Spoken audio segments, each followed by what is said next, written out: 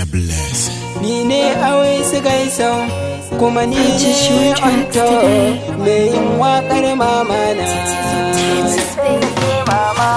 Sai da ke ummina, sai da ke mama, sai da ke ummina, sai da ke mama, sai da ke ummina, sai da ke mama, sai da ke ummina, sai da ke mama. Zan tuno wata rana mama ke wanke jikina, ya zan yi na mantaki ummina. Ko da na yi kazanta kowa na kyamata, za ta jawo ni gare ta ummina. Domin babu kamata ita dai dan a gurinta, ne sa kayyarta ummina. Ya zan yi na mantaki gona babu kamarki, kin bani kulawarki ummina.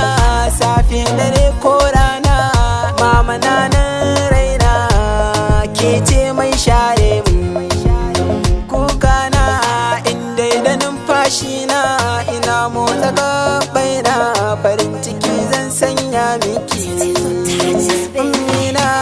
Sai da ke mama, sai da ke ummina, sai da ke mama na, sai da ke mama, sai da ke ummina, sai da ke mama na, sai da ke ni, sai da ke.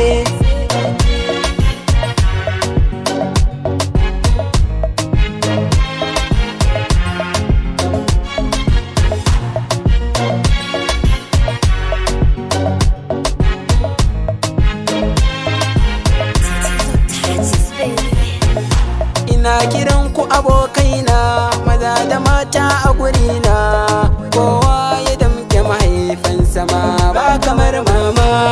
Ni ma na zo gunki mama, na bani da tamkarki, na zo a babban fadarki, ki shafa min kaina mama. Ni ban da kamarki, gona san ba tamkarki, sha zaman ki dan huta kin ji ummana. Tun ina dan jariri mama ta yi min alkawari, ya ta bani kulawarta ce da shaguna. Tun ina a cikin umma mama ke min hidima, ta bani kulawarta har ga girma na. Inda har ni zanci mama ta haƙura da ta ci, domin ita ce jigon dukkan ruhina. Ya zanyi na biya ki ko da a kullum